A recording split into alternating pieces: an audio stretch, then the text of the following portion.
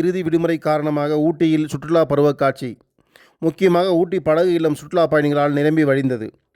ஊட்டி ஏரிக்கரையில் அமைந்துள்ள படகு இல்லத்தில் சுற்றுலா பயணிகள் காலை முதலே நீண்ட வரிசையில் நின்று படகு சவாரி அனுபவிக்க ஆவலுடன் காத்திருந்தனர்.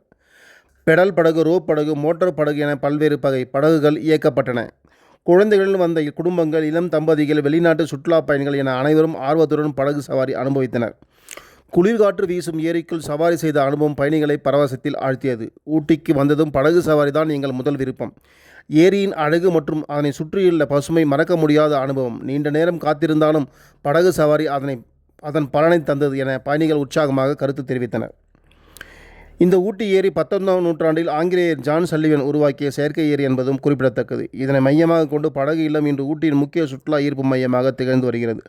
வருடம் புது வசதிகள் சேர்க்கப்பட்டு சுற்றுலா பயணிகள் மேம்பட்ட அனுபவத்தை இது வழங்கி வருகிறது.